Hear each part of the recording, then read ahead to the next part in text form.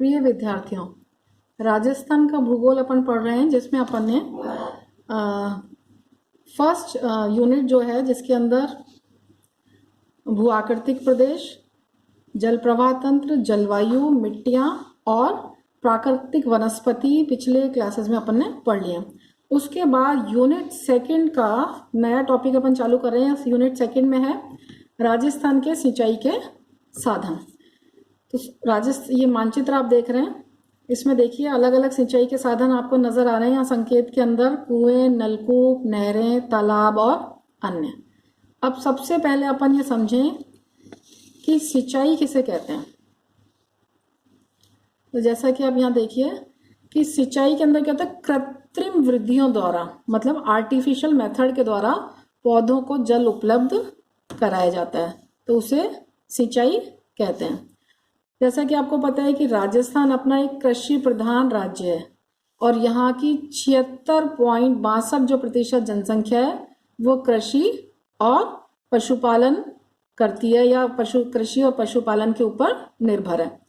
अब अपन देखेंगे कृषि के लिए जल की आवश्यकता होती है और जो जल है वो दो तरीके से प्राप्त होता है, एक तो प्राकृतिक रूप से और दूसरा कृत्रिम रूप से। तो जो प्राकृतिक रूप से जल प्राप्त होता है वो है वर्षा का जल।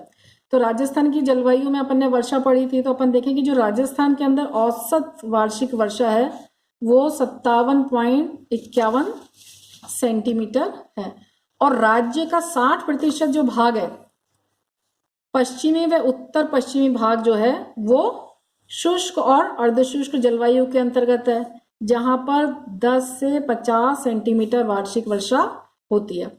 और शुष्क और अर्धशुष्क भाग में जो नदियां पाई जाती हैं वो अंतः अपवाहकी नदियां हैं, मतलब मौसमी नदियां। ये मैंने आपको पहले जल प्रवाह जब पढ़ाया था उसमें बहुत अच्छे से समझा दिया था।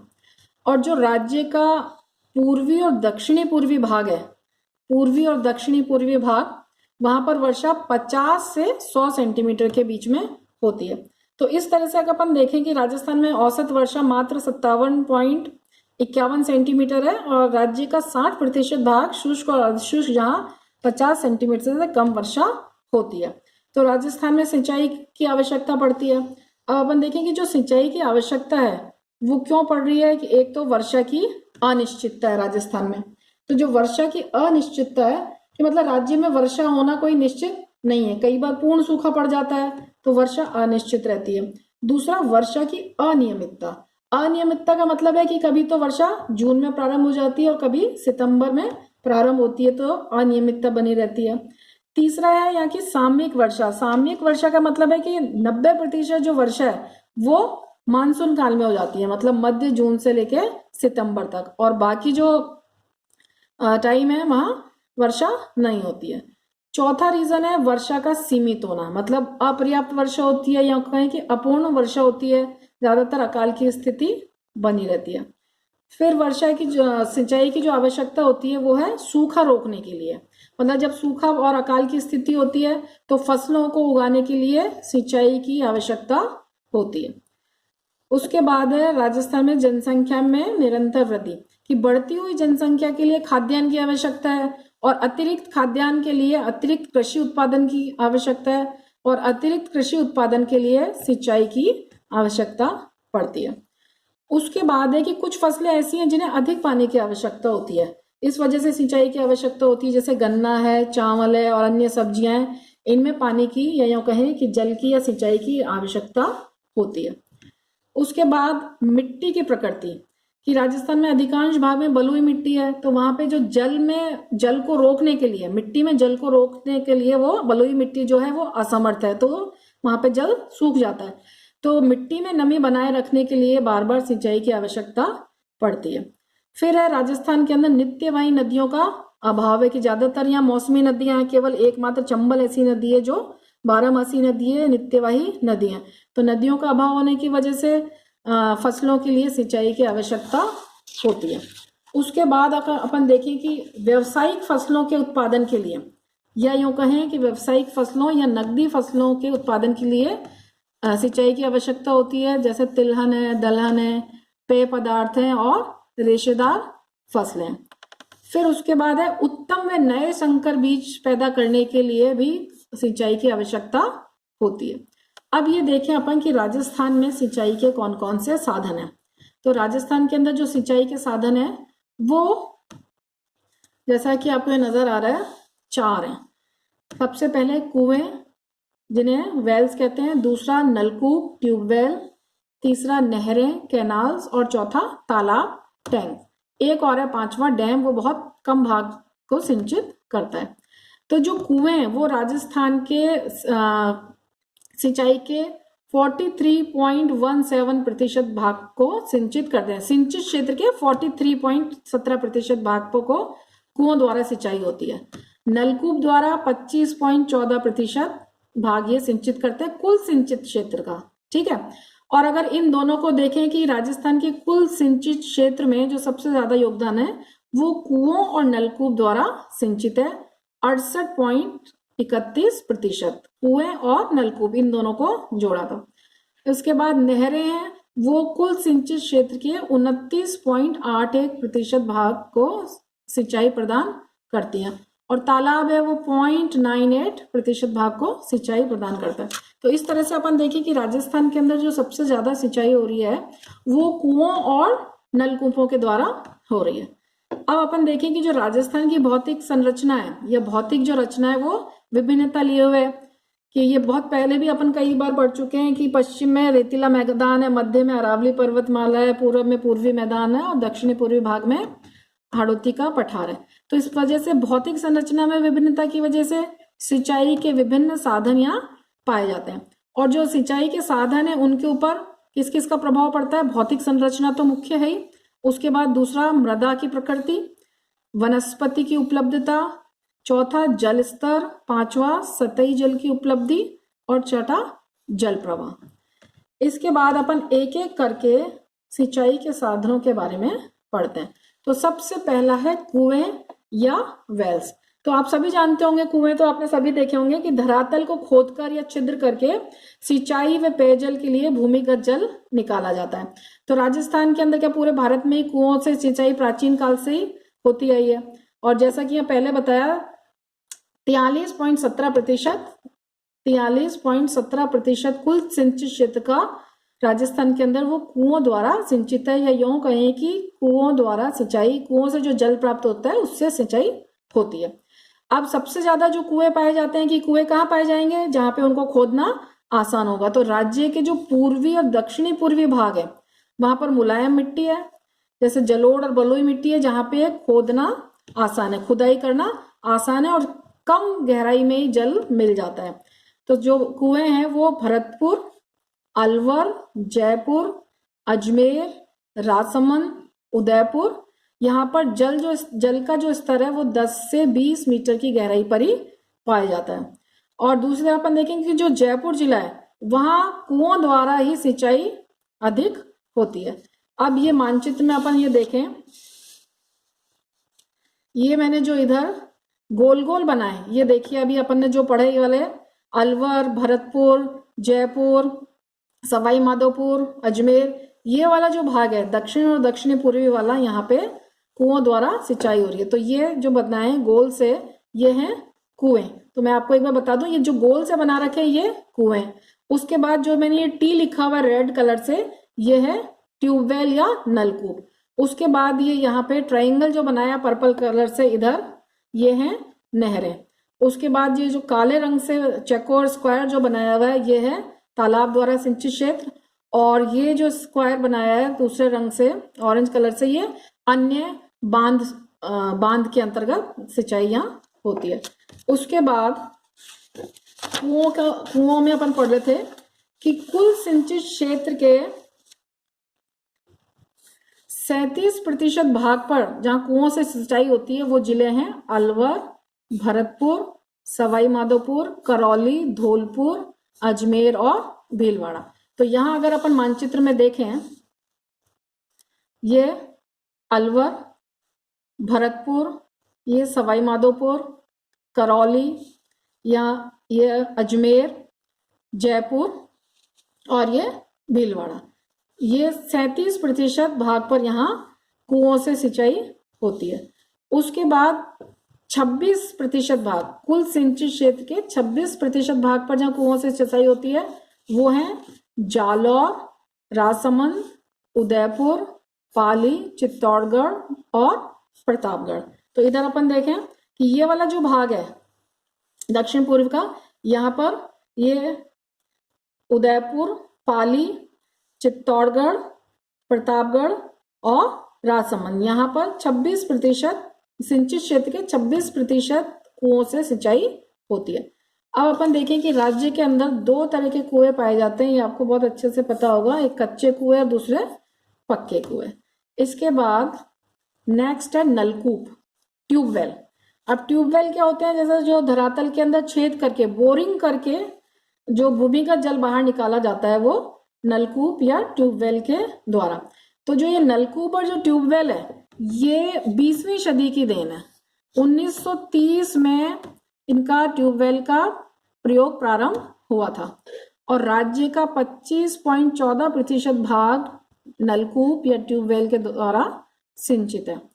और जो सर्वाधिक नलकूप से सिंचाई जो होती है वो जिले हैं जयपुर जिले में सर्वाधिक सिंचाई होती है, उसके अलावा अलवर, दौसा, भरतपुर, बारां, कोटा, झालावाड़, बूंदी, चित्तौड़गढ़ ये है जहां पे नलकूपों से अधिक सिंचाई होती है।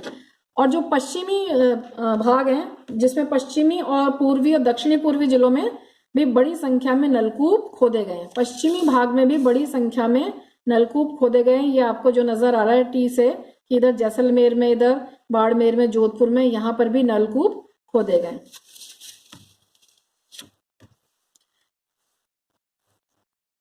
तो ये जो पश्चिमी भाग है, ये वाला जो पश्चिमी भाग है कि यहाँ पर मैंने आपको पहले भी पढ़ाया था कि प्राचीन सरस्वती नदी यहाँ से बहती थी या यहाँ से प्रवाहित होती थी। तो यहाँ पर अभी भी खुदाई के दौरान प्राचीन सरस्वती नदी के प्रमाण मिलते हैं या मिले हैं, जिससे भूमिगत जल की संभावना का पता चला है। और पश्चिम में लूनी बेसिन में भी जल स्रोत मिले हैं। और जैसलमेर से 48 किलोमीटर पूर्व में स्थित चंदन नलकूप से 287 मीटर गहराई में प्रति घंटा 2,27,300 लीटर जल की प्राप्ति हो रही है। ये हो रही है यहाँ पे जैसलमेर में। अब जो आप पूछेंगे कि पश्चिमी रेगिस्तान में कैसे, कि यहाँ पे जो सरस्वती नदी है प्राचीन समय में यह प्रवाहित होती थी, इस वजह से यह अंडरग्राउंड वाटर पाया जाता है जो खुदाई के दौरान अभी प्राप्त हो रहा है। और जैसलमेर और पोखरण के बीच भी एक मीठे जल की पेटी मिली है जो लाठी पोखरण क्षेत्र कहलाती है और ये 112 किलोमीटर लंबी है।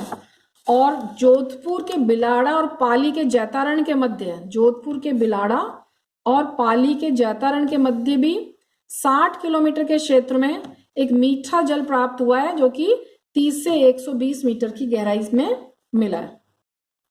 और 1956 के बाद राज्य में नलकूपों की खुदाई या नलकूपों का विस्तार बहुत तीव्र गति से हुआ है। तो ये देखें कि जो राज्य के अंदर सब सर्वाधिक जो सिंचाई हो रही है वो कुएं और नलकूप के द्वारा हो रही है। इसके बाद अपन ये देखें कि नलकूपों के जो निर्माण के लिए जो आवश्यक दशा है, नलकूपों के निर्माण के लिए जो आवश्यक दशा है वो है, पहला है भूमिगत जल की प्राप्ति, कि भूमिगत जल प्राप्त होना चाहिए जब भी नलकूप से पानी निकलेगा। दूसरा जो भूमिगत जल है वो 50 से 150 मीटर की गहराई तक ही मिलना चाहिए। तीसरा है जल विद्युत की प्राप्ति सतत होनी चाहिए जिस वजह से ट्यूबवेल चल सके। और भूमि उर्वर होनी चाहिए कि जहां पे नलकूप लगा तो लिया लेकिन वहां पे इतनी सिंचाई हो कि नलकूप की लागत वसूल की जा सके। ठीक है। इसके बाद जो तीसरा है सिंचाई का साधन राजस्थान में वो है नहरें, कैनाल।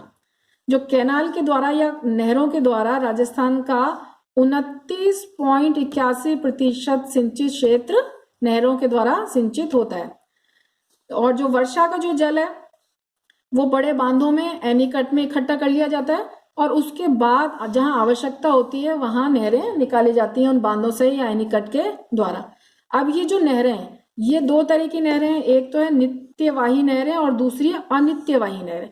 तो जो नित्यवाही है जिनमें हमेशा जल रहता है जैसे इंदिरा गांधी नहर राजस्थान के अंदर और गंग नहर नित्यवाही नहरें, और अनित्यवाही नहरें कि केवल वर्षा ऋतु में ही छोटे बांधों से निकाली जाती हैं वो होती है अनित्यवाही नहरें।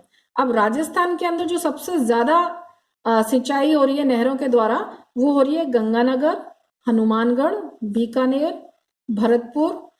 और ये तो पश्चिम के हो गए, गंगानगर, हनुमानगढ़, बीकानेर। तो मैं आपको मैप में दिखाऊं, इधर आप देखिए गंगानगर, बीकानेर और हनुमानगढ़, ये तो पश्चिम के क्षेत्र हो गए।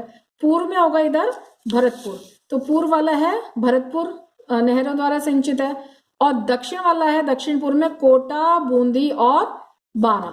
तो ये कोटा, बूंदी और बारां आप नक्शे में देखें तो ये इधर हो गए कोटा, बूंदी और बारां, ये नहरों द्वारा सिंचित है। फिर पश्चिम में पाली, सिरोही, दक्षिण पश्चिम में सॉरी चित्तौड़गढ़, बांसवाड़ा और भीलवाड़ा, यहाँ पर भी नहरों से सिंचाई होती है। अब अपन देखें कि राजस्थान का जो श्रीगंगानगर और हनुमानगढ़ जिला है वो सर्वाधिक सिंचित क्षेत्र भी है और वहां पर सर्वाधिक जो सिंचाई होती है वो नहरी सिंचाई भी सर्वाधिक गंगानगर और हनुमानगढ़ जिलों में होती है। उसके बाद जो चौथा है वो है तालाब या टैंक। तो ये बहुत कम भाग पर है। राजस्थान के राज्य के कुल सिंचित क्षेत्र का मात्र 0.98% भाग पर तालाबों द्वारा सिंचाई होती है। और तालाब क्या होते हैं बच्चों, ये समझ लो कि तालाब क्या होते हैं, जो भूमि के निचले भाग होते हैं उनमें वर्षा का जल इकट्ठा हो जाता है, उसे तालाब कहते हैं। अब जो बड़े तालाब होते हैं उन्हें झील कहा जाता है। और जो ये तालाब है ये भी दो तरह के होते हैं, एक तो होते हैं प्राकृतिक और दूसरे होते हैं कृत्रिम। जो प्राकृतिक है वो प्राकृतिक रूप से अपने आप जो गड्ढे बन गए उनमें आसपास उनके आसपास पानी जमा हो जाता है, वो तो हो गए प्राकृतिक तालाब जिनमें स्वतः जल जमा हो जाता है। और दूसरा है कृत्रिम तालाब। कृत्रिम तालाब जो खोदकर बनाए गए हैं, भूमि को खोदकर, गड्ढे खोदकर बनाए गए हैं, वो कहते हैं कृत्रिम तालाब।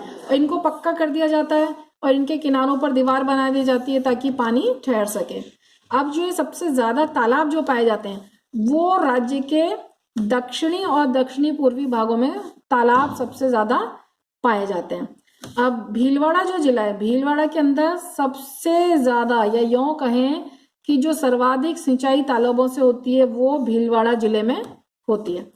और राज्य के जो अन्य क्षेत्र जिले हैं भीलवाड़ा के अलावा वो हैं चित्तौड़गढ़, राजसमंद, उदयपुर, पाली, टोंक और कोटा, जिनमें तालाबों द्वारा सिंचाई हो रही है। तो ये मैं आपको मैप में बताऊं, इधर आप मैप देखिए, इधर चित्तौड़गढ़, राजसमंद, उदयपुर, पाली, टोंक और कोटा, यहाँ पे तालाबों द्वारा सिंचाई हो रही। अब यह है कि जो राजस्थान के दक्षिणी पूर्वी भाग हैं, मतलब कोटा, बूंदी वाला जो दक्षिणी पूर्वी भाग है वहां पे तालाबों का निर्माण, वहां तालाबों से सिंचाई क्यों ज्यादा हो रही है, क्योंकि वहां पे नहरें और कुएं खोदना कठिन है, क्योंकि यहाँ की कठोर भूमि है, पठारी भूमि है, इस वजह से नहरें और कुएं खोदना कठिन है। तो यहाँ पे तालाबों के द्वारा सिंचाई होती है। और दूसरा यहाँ पे सदावाहिनी नदियों के अभाव में नहरें खोदना उपयुक्त नहीं है। केवल एक सदाबहार नदी है चंबल, उसके अलावा और कोई सदाबहार या सदावाहिनी नदी नहीं है। इस वजह से भूमिगत जल है की वजह से वहां पे नहरें खोदना उपयुक्त नहीं है। फिर उसके बाद इस क्षेत्र के अंदर बिखरी हुई बस्तियों के कारण जल प्राप्ति के लिए तालाब ही उचित है। तो ये चार तो हो गए प्रमुख राजस्थान के अंदर सिंचाई के साधनों के अंदर अपन ने पढ़े, कुएं, नलकूप, नहरें और तालाब। अन्य के अंदर एक और है बांध। बांध मतलब डैम्स, की बांध तालाबों से थोड़े अधिक बड़े होते हैं और स्थायी होते हैं, और यहाँ पर वर्षा का जो जल है वो एकत्रित करके और या नदी का जल रोककर ये बांध बनाए जाते हैं। लेकिन इनके निर्माण के अंदर बहुत अधिक समय, परिश्रम और धन व्यय होता है। इस वजह से इनके द्वारा जो राजस्थान में सिंचाई हो रही है वो बहुत कम हो रही है, यह नगण्य के बराबर है। तो मोटे रूप में अपन देखें कि राजस्थान के अंदर जो सिंचाई के साधन है वो चार, कुएं, नलकूप, नहरें और तालाब। तो ये मानचित्र आप अच्छे से देख लीजिए, कहाँ कहाँ पर कुएं, नलकूप है, नहरें और तालाब है। तो आज अपन ने ये पढ़ा राजस्थान के अंदर सिंचाई के साधन।